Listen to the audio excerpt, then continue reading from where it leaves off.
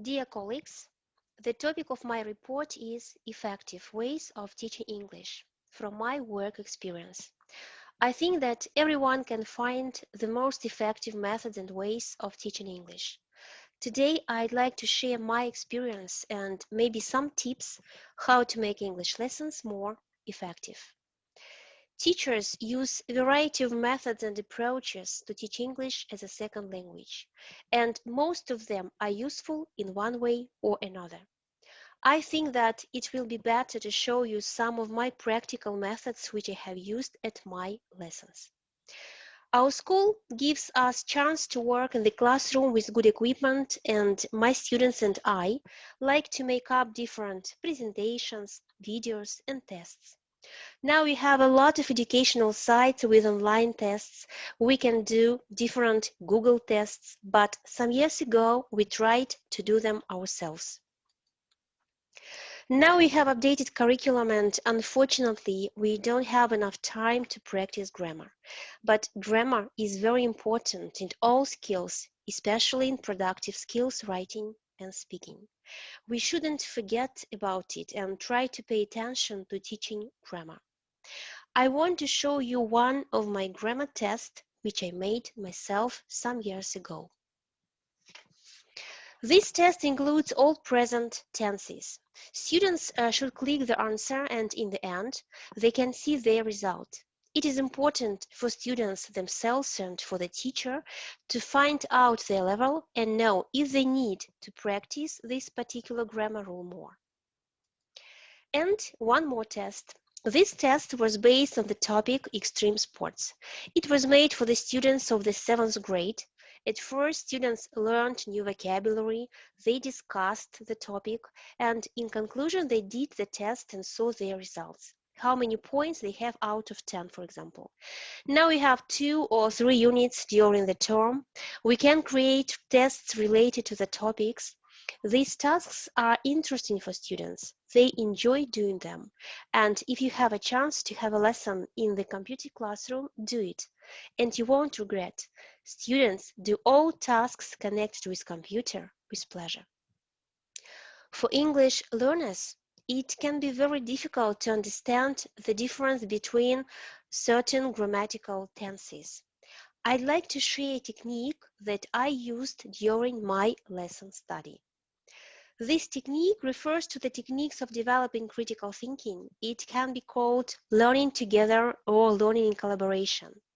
This technique is convenient to use in cases where you need to learn a large amount of information in a short period of time. In these pictures, you can see the students of the 5th grade who were explaining the present perfect tense with the help of their own creative works to others. They explained the topic, which was divided into 3 semantic parts, and each child had to explain only one part of the rule, moving from one group to another. The rest of the students were as attentive as possible because everyone understood that they would have to reproduce the whole rule. These students acted as experts, as it was impossible not to notice how proud they looked at that moment. After this positive experience, this technique has become one of my favorite, and I like to use it at the lessons. To my mind, it is useful when students learn the grammar rule themselves. Of course, the teacher should monitor this process and then explain it to other students. From my point of view, it is very helpful for all students, for speakers, because they should learn the particular rule with details, and for listeners, because sometimes they understand the explanation of their classmates better, and it is more interesting for them. One more methodological technique that can be used in groups is the fishbone method. It helps to analyze the information and present it in a more convenient form. With the help of fishbone, the child learned to solve problem situations. In these pictures, you can see the students of the 5th grade who are learning to solve problem situations and trace the connection between the actions and their results. I suppose any teacher wants to find a good way to explain a new topic for his or her students. I know that all teachers have a special way to teach, and I'm sure that it is very exciting for students when they become the integral part of the lesson. It motivates them a lot.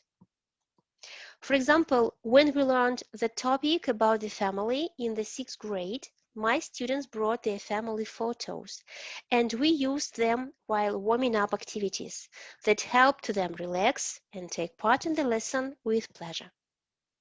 And one student prepared a video about all members of her family. The rest of the class watched it and then completed the table, writing the names, the age, and hobbies of all members of her family.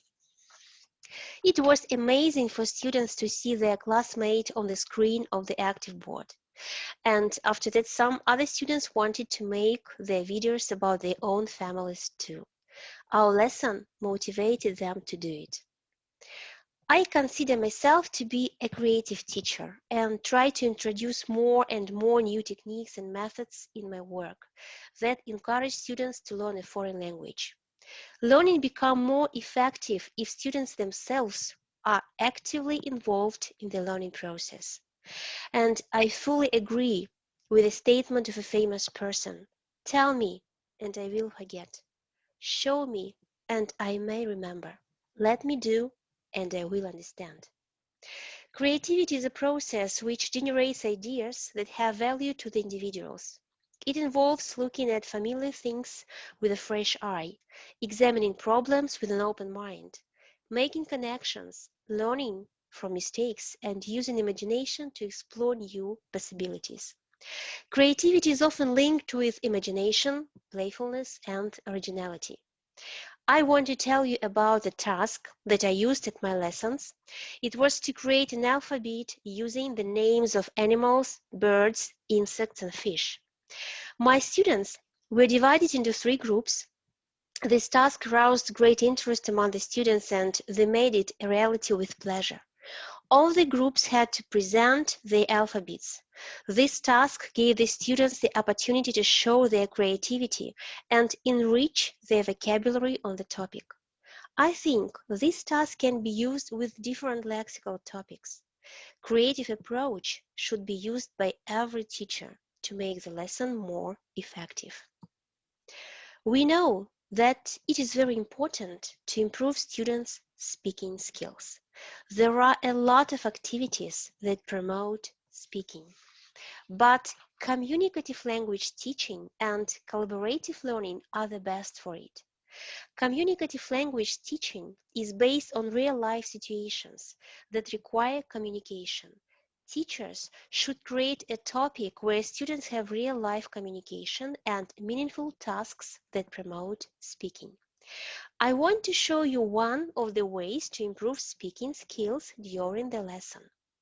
The topic is about health and food, and students should speak about school canteen using second conditionals.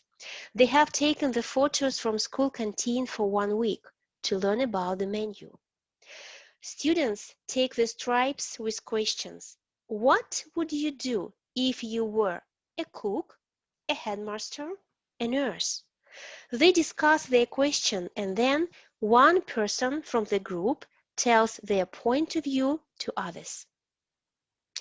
In the modern world, where all aspects of our lives are undergoing the changes, teaching has not been an exception.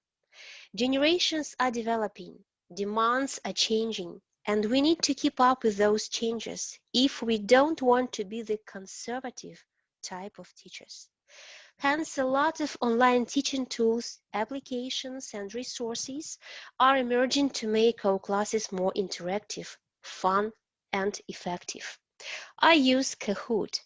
It is an interactive platform which can be used to revise vocabulary, conduct a fun test to check the student's knowledge instead of standard test, and spice up the session with something new and energizing.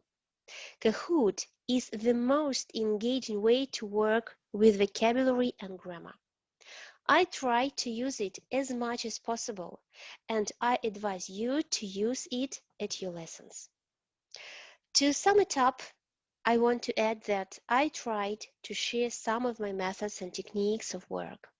I hope my report was useful for you. I would like to wish all my colleagues good luck and creative achievements. And I want to finish report with the words: the best teachers are those who show you where to look, but don't tell you what to see.